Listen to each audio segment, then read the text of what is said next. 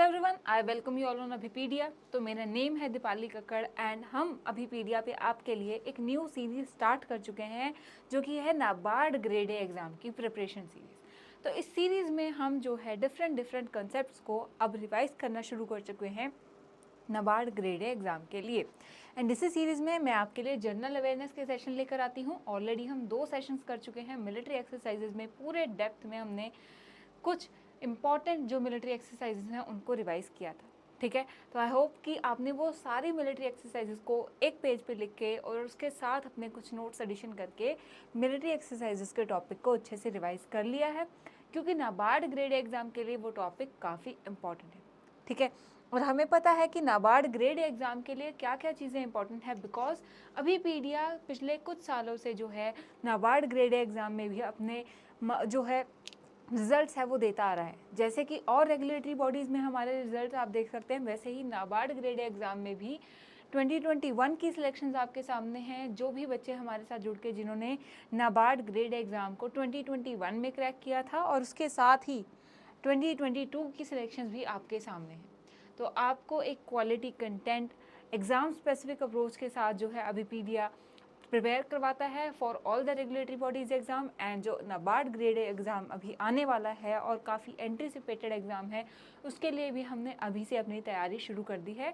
तो आप भी जो है अपनी प्रिपरेशन अब शुरू कर दीजिए हमारे साथ जुड़ के। ठीक है, एंड वीडियो के एंड तक आपको क्या है, इस सेशन को पूरा देखना है, प्रॉपरली रिवाइज करना है। ठीक है, कोई डाउट होगा तो उसे कमेंट सेक्शन में पूछिए एंड वीडियो को लाइक एंड शेयर ज़रूर करना है, बिकॉज वीडियो आपके एग्ज़ाम के पॉइंट ऑफ व्यू से काफ़ी इंपॉर्टेंट है। ठीक है, एंड उसके साथ वीडियो के एंड में हम क्या है एक डिस्कस करेंगे कैसे आप अभी से अपनी नाबार्ड ग्रेड एग्ज़ाम है जो उसकी प्रिपरेशन को शुरू कर सकते हैं। ठीक है, तो काफ़ी आपके लिए जो है वैल्यूएबल ये लेक्चर, ये सेशन रहेगा। ठीक है, और ये सेशन हमारा आज किसके ऊपर है जी, रामसर साइट्स। ठीक है, तो रामसर साइट्स जो है ये भी इम्पॉर्टेंट कंसेप्ट हो जाता है, टॉपिक हो जाता है हमारे एग्ज़ाम के लिए। ठीक है, और इस एग्ज़ाम में अगर हम देखें तो रामसर साइट्स के ऊपर भी क्वेश्चन बनते हैं।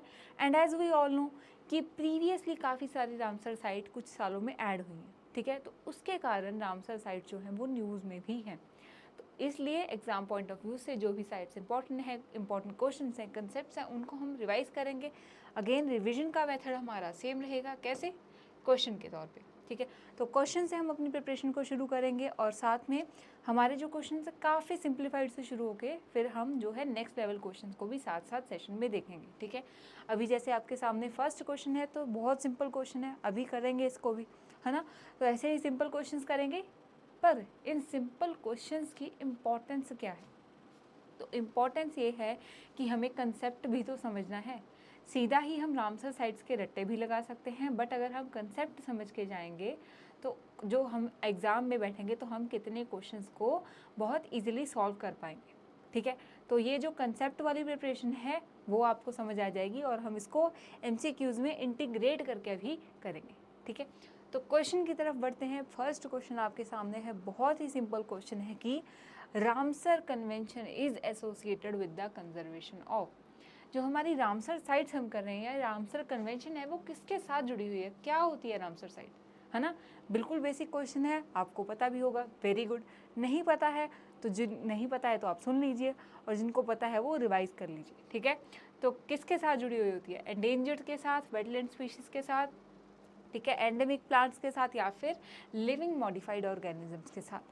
ठीक है, तो कन्वेंशन डिफरेंट इन्वायरमेंट कंसेप्ट के ऊपर हम लाते रहते हैं। ठीक है, वैसे ही जो रामसर कन्वेंशन है वो है, this is the convention on the wetlands.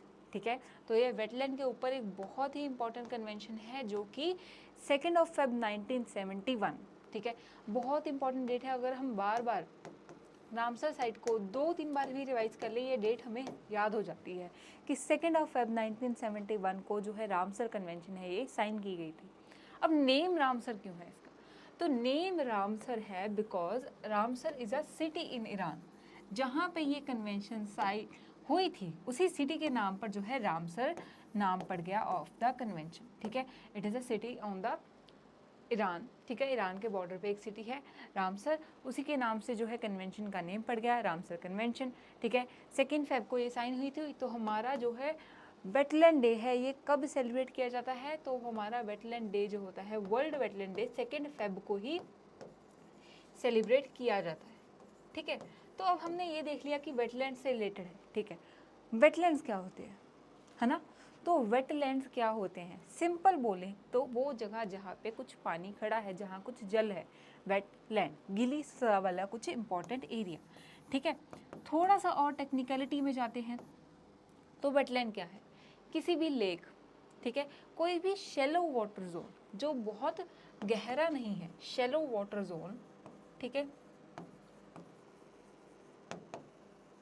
जहाँ पे यू कैन सी कि काफ़ी important flora fauna and biodiversity जो है वो एग्जिस्ट करती है, उसे हम वेटलैंड का जो है दर्जा देते हैं। अब वेटलैंड न्यूमरस हैं, ठीक है ना, मतलब कि थाउजेंड्स ऑफ वेटलैंड है इंडिया में, क्योंकि कोई भी शैलो जगह, चाहे आप देख लीजिए, कोई पॉन्ड को बोल सकते हैं आप, लेक को बोल सकते हैं, डैम्स के लिए जो हम वाटर स्टोरेज इकट्ठा करते हैं, बैरेजेस बनते हैं, हर जगह को हम क्या बोलेंगे? वेटलैंड बोलेंगे। ठीक है, कोई पीट लैंड हो गया, मार्श लैंड हो गया, ठीक है, तो ये सब क्या हो जाता है? वेटलैंड्स हो जाते हैं। अब ये वेटलैंड इंपॉर्टेंट क्यों होते हैं? क्योंकि इकोलॉजिकली, ठीक है, ये एक बफर जोन देते हैं वाटर की रिटेंशन के लिए। ठीक है, अब वाटर रिटेंशन के साथ साथ ये और भी बहुत सारी चीज़ों को करते हैं, जैसे कि हमारा इन्वायरमेंट को कूल डाउन करते हैं, रिक्रिएशनल सोर्स होता है। ठीक है, जब एक्सेस ऑफ जो क्या है वो हम बोलते हैं फ्लैश फ्लड्स आते हैं, ठीक है, जैसे मानसून के कारण सडन वाटर आ जाता है, बहुत राइज हो जाता है। ठीक है, तो वेटलैंड वो जगह होती है जो एक्सेस वाटर को क्या है अब्जॉर्ब करने की लैंड प्रोवाइड करते हैं, क्योंकि यहाँ पे शैलो वाटर जोन्स हैं, तो जो यहाँ के नीचे की ज़मीन है उसमें कैपेसिटी है टू अब्जॉर्ब द वाटर। तो wetlands are very important from ecological point of view. ठीक है, अब उनमें से कुछ वेटलैंड्स जो कि इंडिया लेवल पे इंपॉर्टेंट है या इंटरनेशनल लेवल पे इंपॉर्टेंट है, उन्हें हम डिफरेंट दर्जे देते हैं। ठीक है, तो सबसे पहले कुछ साइट्स होती हैं जिसे हम नेशनल लेवल के इंपॉर्टेंट वेटलैंड्स बोलते हैं, और कुछ होती हैं जिन्हें हम इंटरनेशनली भी इंपॉर्टेंट बोलते हैं। ठीक है, एंड जो इंटरनेशनली इंपॉर्टेंट हम डेजिग्नेट करना चाहते हैं, they are further listed into the Ramsar sites. ठीक है, so Ramsar sites are nothing but the wetlands of the international importance, जिनको प्रिजर्व करना ज़रूरी है, बिकॉज वो इकोलॉजिकली है हमारे इन्वायरमेंट के लिए, not only for India but हमारे पूरे वर्ल्ड के लिए इम्पोर्टेंट है। अब वर्ल्ड के लिए क्यों इम्पोर्टेंट है? क्योंकि ये वेटलैंड्स जो होते हैं ना, ठीक है, यहाँ पे आपको फ्लोरा भी मिलेगा, मतलब बहुत सारे इंपॉर्टेंट प्लांट्स, एंड फोना मतलब कि बर्ड्स की स्पीशीज़ भी बनेगी। अब ये इंटरनेशनली इंपॉर्टेंट क्यों है? क्योंकि जो माइग्रेटरी बर्ड्स होती हैं ना, उन स्पीशीज़ के लिए क्या मिलता है? इनको रेस्टिंग पॉइंट, जो नेस्टिंग पॉइंट मिलते हैं। ठीक है, मतलब वो रेस्ट भी करती हैं यहाँ पे, अपना नेस्टिंग वगैरह, ब्रीडिंग, सब पॉइंट्स जो है यहाँ पे वेटलैंड्स की साइट जो होती है, रामसर साइट्स, वहाँ पे बर्ड्स को मिलती हैं। ठीक है, तो इसलिए जो इंटरनेशनली इंपॉर्टेंट वेटलैंड्स हमारे होते हैं, उनको हम रामसर साइट का दर्जा दिलवाते हैं अंडर द रामसर कन्वेंशन। अब क्लियर हो गया अच्छे से हमें कंसेप्ट, रामसर साइट क्या है, कब हुई थी कन्वेंशन? ठीक है, 2 Feb 1971 in the Ramsar city of Iran. ठीक है, एंड इंटरनेशनली इंपॉर्टेंस जो हमारे वेटलैंड होते हैं, उनको रामसर साइट का दर्जा दिया जाता है। ठीक है, हर साल वर्ल्ड वेटलैंड डे 2 फेब को ही मनाया जाता है। क्लियर हो गया यहाँ तक? हमने जो भी अपना सारा देख लिया, ठीक है ना। एंड एक बहुत चीज़ है कि जो कंसेप्ट है, अगर रामसर की फ़िलॉसफी की बात करें तो वो है वाइज यूज़, मतलब कि जो हमारा नेचर है हमें उसका वाइज यूज़ करना है। ठीक है ना, वाइज यूज़ मतलब कि जो वेटलैंड्स है उनको ख़त्म नहीं होने देना है, इकोलॉजिकली वो काफ़ी इंपॉर्टेंट है। ठीक है ना, so this is a wetland of international importance का जो दर्जा मिल जाता है after a wetland is listed into the Ramsar site. यहाँ तक क्लियर हो गया? नेक्स्ट क्वेश्चन अब देखते हैं। ठीक है, सो सेकंड क्वेश्चन बहुत ही बेसिक जीके का बन सकता है, but I can guarantee 50% of बच्चों ने इसको जो है याद ही नहीं किया होगा। ठीक है, तो देखते हैं। The world first site to be designated at a Ramsar site was a Cobourg peninsula. ठीक है, लोकेटेड इन, ठीक है, तो पता है आपको, वेरी गुड। ठीक है, नहीं पता है तो भी रिवाइज करेंगे और अब से याद रखेंगे। ठीक है, तो जो हमारी फर्स्ट वेटलैंड साइट थी, ठीक है, इट वाज डेजिग्नेटेड इन, ठीक है, 1974। ठीक है, 1971 में हमारी साइन हुई थी, तो कोबर्ग पेनिनसुला को 1974 में फर्स्ट रामसर साइट का दर्जा दिया गया था। कहाँ पे लोकेटेड है ये बताना है, ऑस्ट्रेलिया, जर्मनी, यूएसए और ब्राज़ील। ठीक है, तो इनमें से कौन सा करेक्ट आंसर है आपको ये बताना है। सो अब हम याद रखेंगे कि जो कोबर्ग पेनिनसुला है, it is located in Australia, first Ramsar site. Ramsar site is a wetland importance जिसकी इकोलॉजिकली काफ़ी इम्पोर्टेंस होती है, ठीक है ना, यहाँ तक हम याद रखेंगे। तो अभी जो है वर्ल्ड में 2500 के अप्रॉक्स जो है हमारी वेटलैंड साइट्स हैं, ठीक है ना, रामसर साइट्स हैं। एंड इनमें से जो फर्स्ट थी हमारी वो थी कबर्ग पेनिनसुला। क्लियर हो गया ना, ठीक है जी। ऐसे ही हम नेक्स्ट अपना, ठीक है, इंडिया पे आते हैं अब। तो इंडिया में कितनी रामसर साइट्स हैं, ठीक है, बहुत बेसिक क्वेश्चन है, अच्छी बात है आपको पता है, बिकॉज मैंने ही देखा है कि पिछले 3-4 सालों में बार बार ये नंबर चेंज हुआ है ना। तो कभी 11 एडिशंस हो रही हैं, 4 एडिशंस हो रही हैं, 5 एडिशंस हो रही हैं, ठीक है। तो अब फाइनली हमारे पास कितनी रामसर साइट्स हैं, ठीक है। तो कितने वेटलैंड्स हैं इंडिया में, अगर सिंपल आपको पूछ लें कितने वेटलैंड्स हैं इंडिया में जिनका क्या है स्टेटस है ऑफ द इंटरनेशनल इंपॉर्टेंस, जो इंटरनेशनली इंपॉर्टेंट है, मतलब तो सेम ही हो गया, इंटरनेशनली इंपॉर्टेंट जो भी हमारे वेटलैंड्स हैं उनको हमने रामसर में लिस्ट करवाया है, ठीक है ना। तो ऑप्शन है 49, 54, 61 एंड 75, ठीक है। तो very easy this is also, क्योंकि 2022 में in the celebration of 75th independence of India जो रामसर साइट है वो भी 75 हो गई थी, ठीक है। तो ये हमारा जो है इजी हो जाता है याद रखना, क्योंकि 2022 में India was celebrating the 75th year of independence, और उसी टाइम इंडिया ने जो है 75 रामसर साइट जो है वो टोटल एनलिस्ट करवा ली थी, ठीक है, with the addition of 11 another, ठीक है। तब 11 और ऐड हुई थी, और तब जो है इंडिया के पास कितनी टोटल रामसर साइट हो गई 75। अब हमारा प्रेजेंट स्टेटस कितना है 75 रामसर साइट्स है इंडिया में, ठीक है, which are the sites wetland of the international importance. Clear हो गया यहाँ पे। और इंडिया ने अगर हम बात करें तो वेटलैंड जो हमारी रामसर कन्वेंशन है इसको साइन किया था 1981 में, और 1981 में ऐड करते ही इंडिया की 2 जो इंपॉर्टेंट साइट्स है वो लिस्ट की गई थी एज रामसर साइट। तो वो कौन से 2 इंपॉर्टेंट वेटलैंड से उसको भी हम अभी अपने नेक्स्ट क्वेश्चन के थ्रू डिस्कस करेंगे, तो ईजिली याद रहेगा, ठीक है ना। अभी तक हमें क्या याद रखना है कि इंडिया की कितनी वेटलैंड साइट्स हैं 75, India signed the wetland convention is 1982, ठीक है।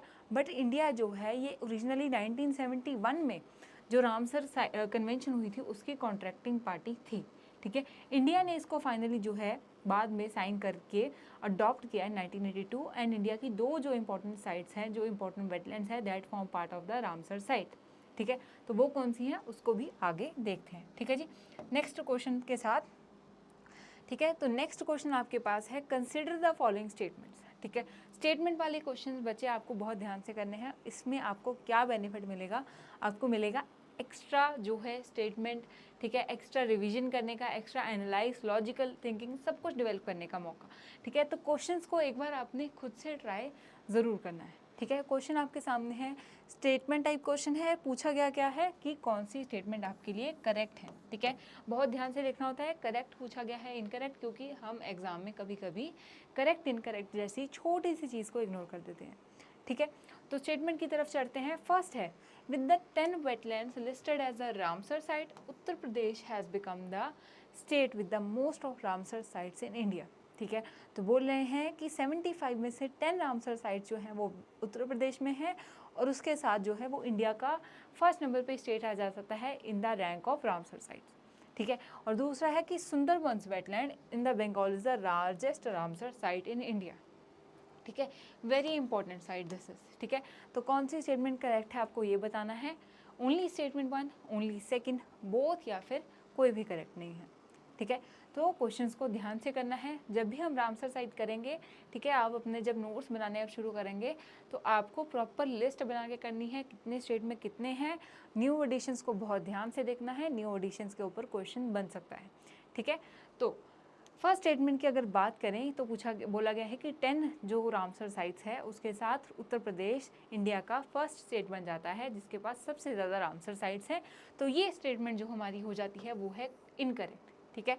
कहाँ से इनकरेक्ट हो जाती है, बिकम्स द फर्स्ट स्टेट, ठीक है।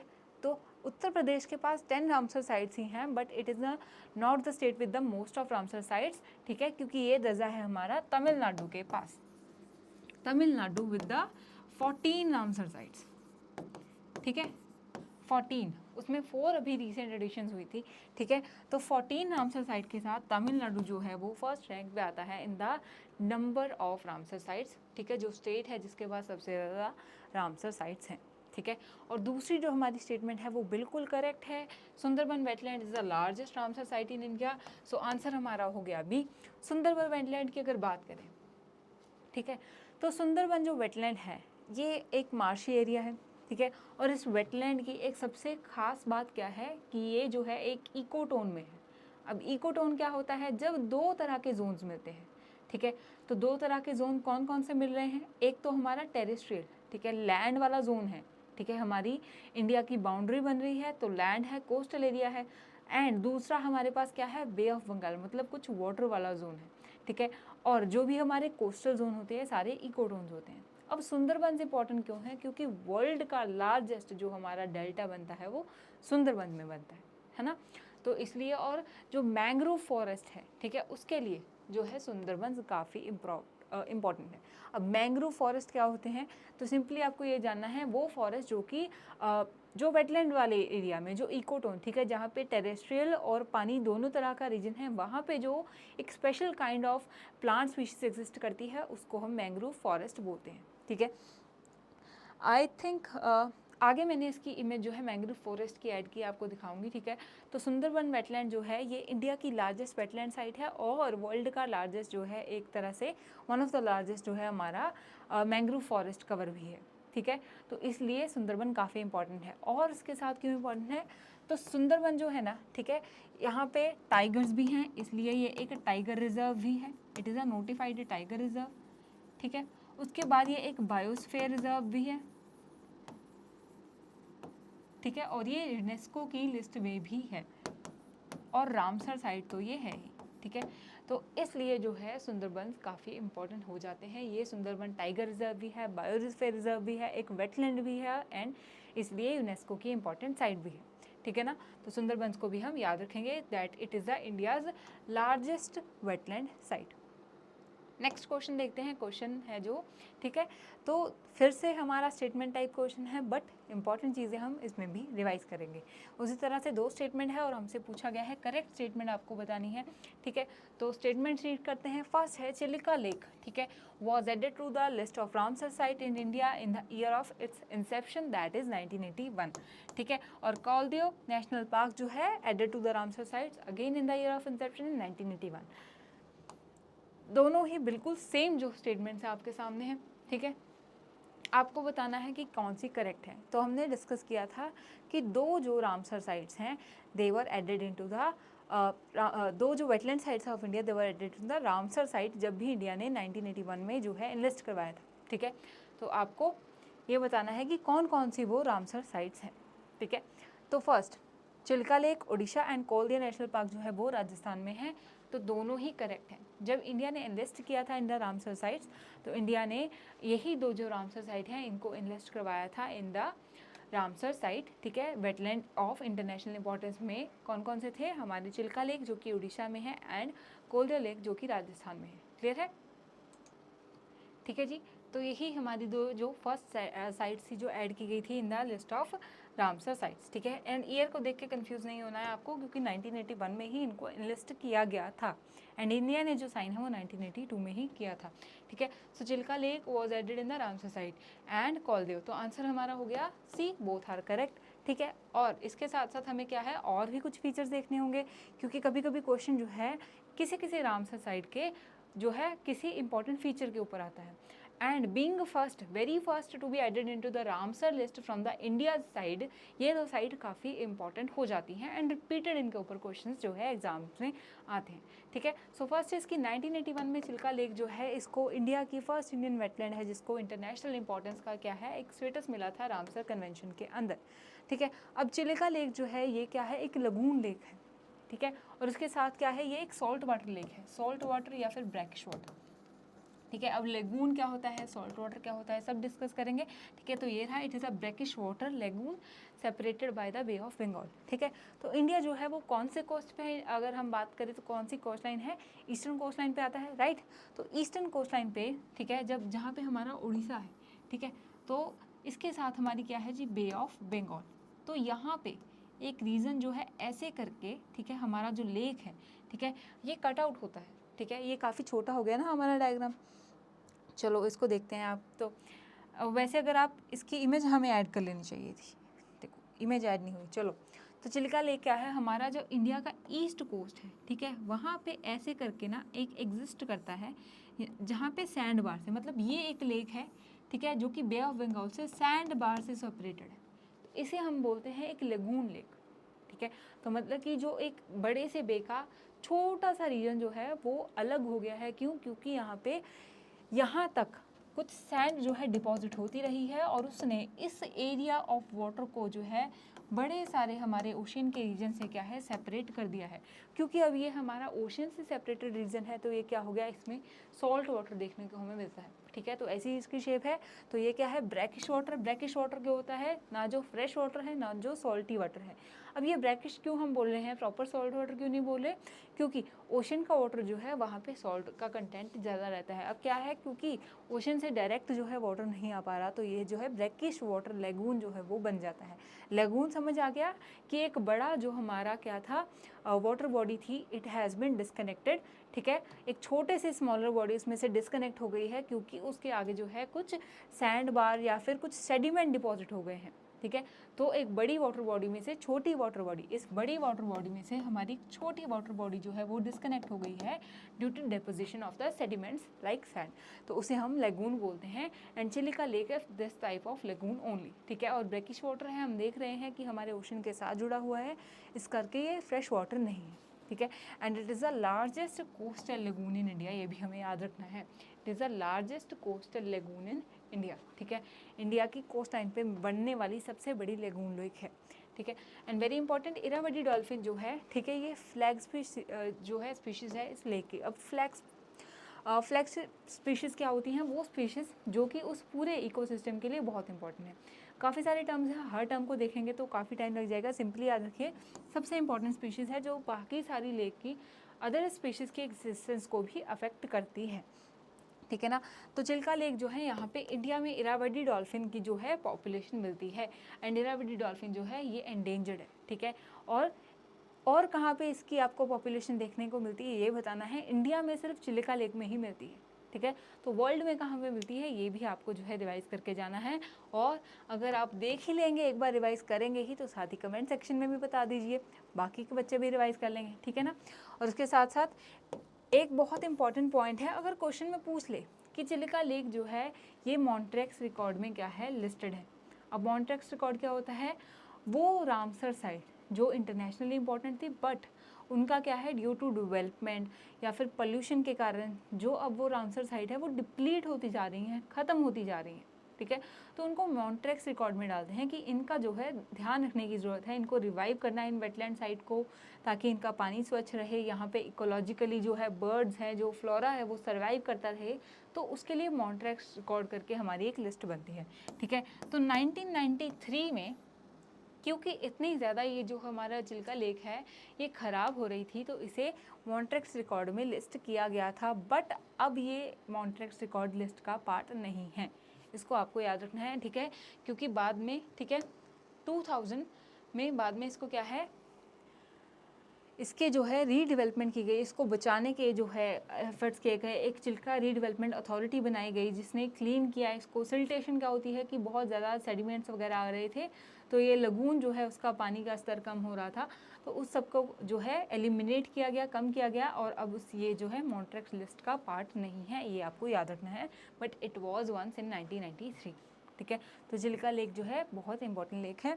नेक्स्ट हमने बात की थी कॉलदेव नेशनल पार्क की, ठीक है। तो कॉलदेव एक नेशनल पार्क भी है और एक वेटलैंड भी है, ठीक है। ये एक बर्ड सेंचुरी है, और जब भी आपको बर्ड सेंचुरी की बात होगी ना, तो आप वेटलैंड से एसोसिएट कर सकते हैं, क्योंकि मोस्टली जो हमारी बर्ड सेंचुरीज हैं वो they are associated with a large water area, ठीक है। तो south of the ancient city of the Bharatpur, ठीक है, the parks would man made wetland, ठीक है, जो कि ओवर 350 स्पीशीज़ जो है उनके लिए एक माइग्रेटरी स्पीश है और एक रेजिडेंट रेस्टिंग प्लेस है, ठीक है ना। तो डिफरेंट तरह की जो बर्ड्स लाइक हिरोन, कोरोमेंट, ठीक है, ये आपको याद नहीं रखना है, बस ये याद रखना है कि हमारा राजस्थान में जो कॉलदेव नेशनल पार्क है, ठीक है, इट इज़ अ इम्पॉर्टेंट, ठीक है, wetland site, and it was the first to get enlisted in the Ramsar site in again 1981, ठीक है ना। And the Keoladeo is a international important and central Asian flyway जो है, ठीक है। तो माइग्रेटरी बर्ड जो है ना, इनके भी पूरे फ्लाईवे जोन है, जैसे हमारे एयरप्लेन्स के होते हैं ना वैसे ही, ठीक है। तो सेंट्रल एशिया का जो फ्लाईवे जोन है उसमें ये एक बहुत इंपॉर्टेंट साइट है, कौन सी, कॉलदेव नेशनल पार्क, ठीक है। तो ये इसका स्पेसिफिक फीचर है कि ये एक इंपॉर्टेंट प्लेस है in the central Asian flyway. क्या, कॉलदेव नेशनल पार्क जो है ये सेंट्रल एशिया फ्लाईवे, ठीक है। तो जैसे हम बोलते हैं ना कि हम डिफरेंट, ठीक है, जैसे हम बोलते हैं कि दिल्ली से मुंबई गए तो 2 हमारे एयरपोर्ट के हो गए ना, वैसे ही सेंट्रल एशिया फ्लाईवे में कॉलदेव जो है वो एक एयरपोर्ट बोल सकते हो आप बर्ड्स के लिए है, यहाँ पे वो रुकती हैं, ठीक है ना।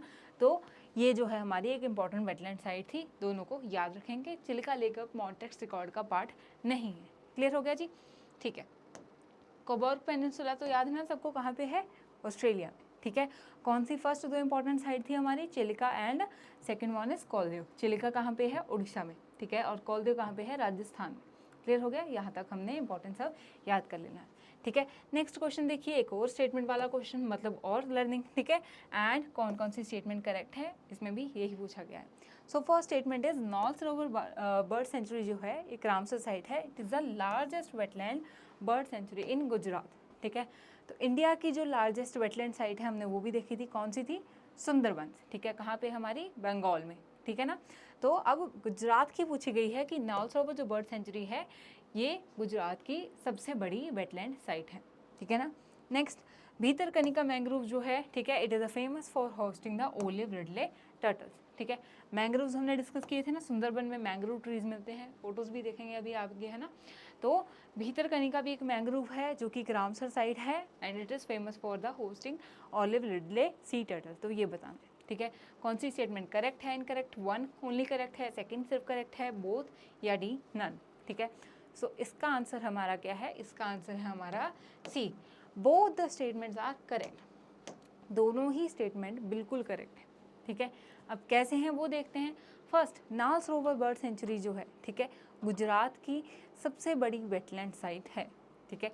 इतना आपको याद रखना है क्योंकि सिंपल पूछा जा सकता है कि गुजरात की सबसे बड़ी वेटलैंड साइट कौन सी है, या नाल सरोवर बर्ड सेंचुरी जो है वो कहाँ पे है। तो आंसर वुड बी गुजरात, जो कि गुजरात की सबसे बड़ी हमारी नाल सरोवर बर्ड सेंचुरी है। एंड ये आपको इतना ही याद रखना है इसका। दूसरा, भीतरकनिका की अगर बात करें तो बहुत इंपॉर्टेंट साइट है भीतरकनिका मैंग्रोव्स, ठीक है। और भीतरकनिका जो है अगेन उड़ीसा में है, ठीक है। और उड़ीसा में ही आगे इसमें जो है, ठीक है, भीतरकनिका मैंग्रोव्स में ही आगे जो है गहीर माथा करके बीच है, ठीक है। गहर माथा बीच जो है वहाँ पे क्या है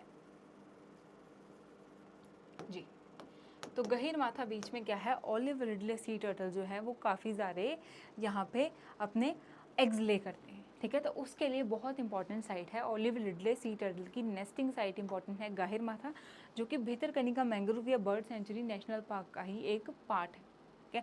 तो दोनों ही स्टेटमेंट करेक्ट थी। और अब देख लेते हैं और क्या देखना है। नाल सरोवर का हमने देख लिया, लार्जेस्ट है, फ्रेश वाटर है, ठीक है, बस इतना ही इसका इंपॉर्टेंट था। दूसरा, अगर हम बात करें भीतरकनिका, जो कि एक नेशनल पार्क है, उड़ीसा में है, ठीक है। एंड ये एक वेटलैंड के साथ साथ एक मैंग्रोव फॉरेस्ट भी है, क्योंकि मैंग्रोव फॉरेस्ट क्या है, जो कि हमें एक इकोटोन में मिल रहा है, जहाँ पे आपको लैंड और जो है वाटर दोनों के मिक्स्ड इकोसिस्टम मिलेंगे, ठीक है।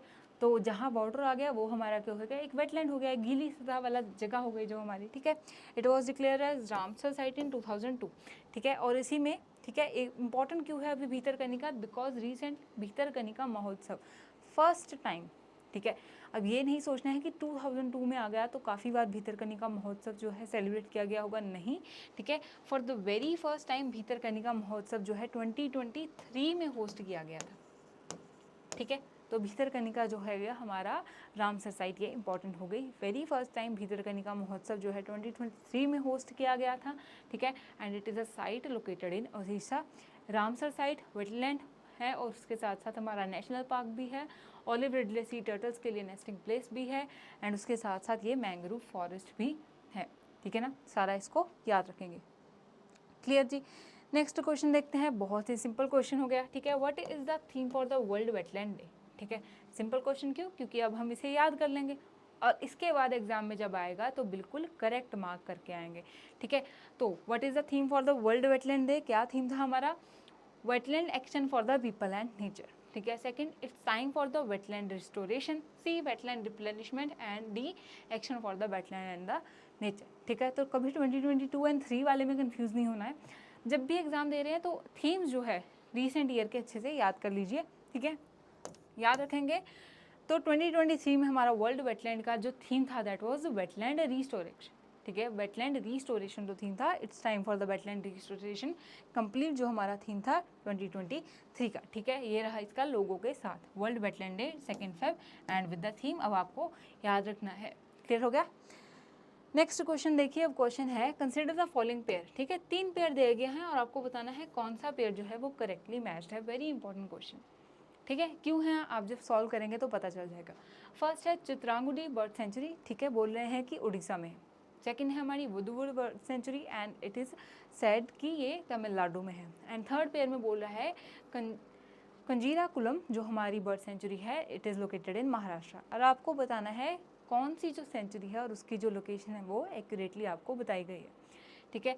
1 ओनली, सिर्फ ये सही है, 2 एंड 3 ये दोनों सही हैं, तीनों ही सही है या फिर कोई भी नहीं, ठीक है। तो इसको अब हम बहुत इजीली याद करेंगे, ठीक है। हमारा करेक्ट आंसर क्या है, correct answer is B, correct answer is 2 only, ठीक है, और जो कि है ही नहीं कहीं। तो मान लो चलो ए में 2 ओनली करके हम ए मार्क कर लेते हैं, ठीक है, छोटी सी मिस्टेक हो जाती है, क्लियर हो गया। पर आंसर अब हम ध्यान से देखेंगे कि वुडवुड बर्ड सेंचुरी जो है वो तमिलनाडु में ही है, ठीक है। पर बाकी दोनों जो है वो करेक्ट पेयर नहीं है, ठीक है, क्योंकि जो हमारी चित्रांगुडी बर्ड सेंचुरी है और कंजीराकुलम जो बर्ड सेंचुरी है ये दोनों भी कहाँ पे है, तमिलनाडु में ही है, ठीक है। क्योंकि रिसेंटली तमिलनाडु की कितनी टोटल 4 एडिशंस किए गए थे, जिसके साथ तमिलनाडु के पास कितनी वेटलैंड साइट हो गई हैं, 14, ठीक है, कितनी हो गई हैं अब 14। उनमें से 3 आपके सामने है चित्रांगुदी, ठीक है, वुदवूर, कंजीराकुलम एंड 4th इज सुचिंद्रन थेरूर जो हमारा वेटलैंड कॉम्प्लेक्स है, ठीक है। तो ये जो 4 है हमारी वेटलैंड में एडिशन हुई है फ्रॉम द तमिलनाडु स्टेट, और इसके साथ तमिलनाडु के पास टोटल 14 जो है रामसर साइट्स हो गई हैं, मैक्सिमम इन इंडिया, ठीक है। अब चित्रांगुदी वेटलैंड साइट की अगर बात करें तो लोकली इसको चित्रांगुदी कनमोली भी बोलते हैं, लोकल नेम इज चित्रांगुदी कनमोली, इसके ऊपर भी बन सकता है, ठीक है, जो कि एक विलेज है चित्रांगुदी का, ठीक है। And it is very adjacent to Kanjirankulam bird sanctuary, ठीक है। हमने पहले ही बोला था बर्ड सेंचुरी जो है they are associated with the wetlands, ठीक है। तो चित्रांगुदी कनमोली जो है ये हो गई फर्स्ट, कंजीराकुलम जो हो गई हमारी सेकंड। ये दोनों क्या है, हमारी इंपॉर्टेंट बायोडाइवर्सिटी एरिया है। और कंजीराकुलम जो है ये एक नेशनली प्रोटेक्टेड एरिया भी है, तो मतलब नेशनल लेवल पे एफर्ट्स किए जाते हैं, मतलब कि फंड्स वगैरह और प्लान्स बनते हैं इस जगह को प्रोटेक्ट करने के लिए, ठीक है। एंड थर्ड जो हमने देखी थी वो थी वुडवूर बर्ड सेंचुरी, ठीक है, it is a small and man made reservoir, ठीक है, वेरी इंपॉर्टेंट, ये एक मैन मेड रिजर्वायर है, मतलब कि जो हम ह्यूमंस ने ही अपने लिए इंपॉर्टेंट जगह है, टैंक, कुछ लेक्स बनाए थे, उसी तरह से ये रिजर्वायर एग्जिस्ट करता है। And it is a ancient network of canal, कौन सा, वुडवूर बर्ड सेंचुरी, ठीक है। और 4 हमारी कौन सी थी जी, 4 थी जी सुचिंद्रन थेरूर वेटलैंड कॉम्प्लेक्स। ये 4 जो है तमिलनाडु की रिसेंट हमारी एडिशंस हैं in the list of Ramsar site, इसको भी याद रखेंगे, क्लियर हो गया। नेक्स्ट क्वेश्चन देखिए, Sundarbans were declared as world heritage site for which of the following, ठीक है, कौन से रीजन के कारण सुंदरबन को यूनेस्को की वर्ल्ड हेरिटेज साइट का पार्ट बनाया गया था। सुंदरबंस के ऊपर हमने देखा था कि हमारी रामसर साइट भी है, ये टाइगर रिजर्व भी है, ये बायोस्फीयर रिजर्व भी है। तो यूनेस्को की हेरिटेज साइट जो है इसको किस रीजन से डिक्लेयर किया गया, क्या है, टाइगर रिजर्व है, क्योंकि यहाँ पे सुंदरी ट्री मिलते हैं, मैंग्रोव फॉरेस्ट है, या फिर वेटलैंड कंजर्वेशन है, ठीक है। सो सुंदरी ट्री क्या है, सुंदरी ट्री वो स्पीशीज ऑफ ट्री है जो वहाँ पे मिलती है सुंदरबंस में, ठीक है, और उसी के नाम पे सुंदरबन जो है वो उस डेल्टा को नेम दिया गया है, ठीक है, जो कि एक मैंग्रोव फॉरेस्ट है। अब कौन सा फीचर है जिसके कारण जो है यूनेस्को की वर्ल्ड हेरिटेज साइट में नेम्ड है Sundarban, so correct answer is C, mangrove forest, ठीक है, क्योंकि ये एक मैंग्रोव फॉरेस्ट है उसके कारण, ठीक है। और अब आपके सामने फोटो आ गई देखिए, ठीक है, तो ट्रीज जो आप देख सकते हैं ये उनकी रूट्स होती हैं, वाटर लेवल से ऊपर आ जाती हैं, दे ब्रीद, ठीक है, तो वाटर लेवल से ऊपर है, काफ़ी हार्ड होती हैं ये रूट्स, ठीक है। एंड ये जो सॉल्ट वाटर है उनको भी रेजिस्ट कर सकती हैं ये रूट्स, ठीक है। सॉल्ट वाटर ही है क्योंकि हमारे ओशन के साथ ये बन रहा है ना वेटलैंड जोन, क्लियर है ना। तो these are the mangrove forest of Sundarban, ठीक है, जहाँ पे सुंदरी ट्री मिलता है, but it has been designated as world heritage site, UNESCO world heritage site, क्योंकि यहाँ पे क्या है, मैंग्रोव फॉरेस्ट है, क्लियर है, इसको अब याद रखेंगे। बाकी हमने देख लिया था कि ये क्या है, हमारी इंडिया की लार्जेस्ट रामसर साइट, क्लियर हो गया। नेक्स्ट देखिए, अब हमारा क्वेश्चन है which wetland has been designated as the first Ramsar site of the Goa. ठीक है, तो रामसर की अभी ही रिसेंट में क्या है, एडिशंस में फर्स्ट जो है उसको भी रामसर साइट गोवा को मिल गई है। कौन सी रामसर साइट है गोवा की, अभी ये बताना है। ए सतकोसिया, बी नंदा लेक, सी सिरपुर वेटलैंड या डी दीपोरबिल। ठीक है, चारों ही जो वेटलैंड्स है ना ये रामसर साइट के अंदर लिस्टेड है। ठीक है, तो आपको हम एक करेंगे, बाकी तीन आपको अपने एंड से फाइंड आउट ज़रूर करने हैं। ठीक है, हम नेक्स्ट सेशन में और भी अपने वेटलैंड्स को रिवाइज करेंगे, तब मैं आपसे पूछूंगी कि क्या आपने बाकी तीनों को फाइंड किया और देखा कि उनका क्या स्पेशल फीचर क्या था या फिर कहाँ वो लोकेशन क्या है उनकी। ठीक है, तो अभी क्वेश्चन के ऊपर आते हैं। तो गोवा की हमारी फर्स्ट जो रामसर साइट है वो है जी नंदा लेक। ठीक है, नंदा लेक जो है ये एक इम्पॉर्टेंट रामसर साइट है, गोवा की एक इम्पॉर्टेंट वेटलैंड है और गोवा का फर्स्ट एंड ओनली जो है ये रामसर साइट है। ठीक है, ये जो लेक है ना ये जुआरी रिवर है ना उसके साथ एसोसिएटेड है। ठीक है, जो रिवर्स होती हैं काफ़ी जगह पे मियांडर करती जाती हैं, मियांडर मतलब ऐसे ऐसे कोर्स चलता है, तो कई बार डिपोजिशन के कारण थोड़ा सा एरिया जो है वो क्या है अलग हो जाता है पूरी रिवर से। अब जो थोड़ा सा एरिया अलग हो गया ये क्या एग्जिस्ट करेगा एज अ लेक। ठीक है, यहाँ पे बहुत सारा पानी है, तो वैसे ही जो है जुआरी रिवर के साथ जुड़ा हुआ Nanda lake is a very important wetland and Goa का पहला रामसर साइट। ठीक है, इसको आपने याद रखना है। ठीक है, नंदा लेक एक इंटरमिटेंट फ्रेश वाटर मार्शेस है। ठीक है, फ्रेश वाटर है। देखिए, अगर कोस्ट के साथ साथ होंगे तब हमें सॉल्ट वाटर मिलने की ज़्यादा उम्मीद है। ठीक है, अगर वो इनलैंड है तो मोस्टली हमारे फ्रेश वाटर लेक्स ही में मिलेंगे। क्लियर हो गया ना, तो ये भी हमें याद रखना था। ठीक है, और इसके साथ हमने गोवा की फर्स्ट एंड मोस्ट इंपॉर्टेंट जो रामसर साइट है नंदा लेक उसको भी याद रखना है। क्लियर हो गया जी। ठीक है, तो यहाँ तक अब हमने रामसर साइट के सारे इंपॉर्टेंट क्वेश्चन विद कंसेप्ट देखे हैं, आपको इनको अच्छे से अब याद रखना है। ठीक है, और अब और क्या याद रखना है कि एग्ज़ाम की प्रिपरेशन को टाइमली शुरू करना बहुत ज़रूरी है और उसी प्रिपरेशन के लिए अभी पीडिया आपके लिए कंप्लीट सोल्यूशन लेके आया है नाबार्ड ग्रेड ए एग्ज़ाम का, जिसमें हम आपको क्या है कंप्लीट कोर्स प्रोवाइड कर रहे हैं जिसमें फुल कवरेज होगी। ठीक है, सिलेक्शंस आपने देखी हैं, तो आप भी अगर सिलेक्शंस में नाम बनाना चाहते हैं तो ये आपका उसके लिए रास्ता है। तो आपको क्या है इस कोर्स में पूरा सिलेबस कवर करवाया जाएगा। ठीक है, अभी आपको दिखाऊंगी 23,000 प्लस MCQs मिल जाएंगे प्रैक्टिस के लिए, सेक्शनल के साथ साथ फुल लेंथ टेस्ट होंगे, करंट अफेयर की प्रॉपर कवरेज होगी।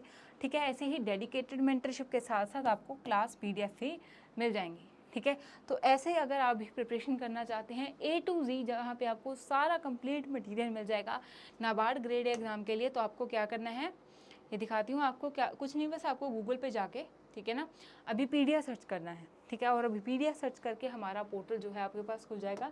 चूज़ एग्ज़ाम में जाके आपको रेगुलेटरी बॉडीज़ एग्ज़ाम में नाबार्ड एग्ज़ाम को क्या है सिलेक्ट कर लेना है। ठीक है, एंड तो ये जो हमारा नाबार्ड एग्ज़ाम का, ठीक है जी, ये हमारा नाबार्ड एग्ज़ाम का जो हमारा पोर्टल है वो ओपन हो गया और आपके पास वीडियो कोर्सेज़ में आपको जाना है। क्लियर, तो वीडियो कोर्सेज़ में अब मैं आपको दिखाती हूँ हमारा कंप्लीट कोर्स। जो हमारा फर्स्ट कोर्स है ये जो है हमने बिल्कुल न्यू कोर्स जो है वो लॉन्च किया है फॉर द नाबार्ड एग्ज़ाम। ठीक है, फर्स्ट कोर्स हमारा विद 515 लेक्चर्स जिसमें आपको मिल जाएंगे। ठीक है, 515 वीडियो लेक्चर्स है, मतलब कि कंप्लीट सिलेबस की कवरेज है, 384 टेस्ट है, 940 हमारी PDFs हैं एंड 555 ठीक है 555 5552 प्रैक्टिस क्वेश्चन के सेट हैं आपके पास। ठीक है, तो आपको ये कंप्लीट कोर्स मिल जाएगा विद 1-to-1 जो है आपके सारे मेंटरशिप भी मिलेगी आपको एंड आपके सारे sectional and full length test भी कवर होंगे। ठीक है, तो कंप्लीट नाबार्ड ग्रेड एग्ज़ाम की तैयारी के लिए आपको कुछ नहीं करना है, अभी पीडिया पे जाके हमारे जो कोर्स है उसको एक्सेस करना है एंड इसकी जो कॉस्ट है वो 18,000 है। बट अभी के लिए अभी वेट नहीं करना है, बहुत ही रिप्यूटेड हमारी पोस्ट है, अच्छे से तैयारी करनी है, सेशन को भी अच्छे से देख के रिवाइज करना है। सेशन अच्छा लगे लाइक एंड शेयर कीजिए एंड अभी पीडिया के साथ जुड़ के आप भी अपने जो है नाबार्ड ग्रेड एग्ज़ाम को क्लियर करने का सपना जो है उसे पूरा कीजिए। ठीक है जी, सो होपफुली आपको सेशन अच्छा लगा हो एंड नाबार्ड ग्रेड एग्ज़ाम की प्रिपरेशन के लिए भी आपको एक डायरेक्शन मिल गई है। तो इसी तरह पढ़ते रहिए और अपनी तैयारी करते रहिए। Keep learning. Thank you, see you in the next session.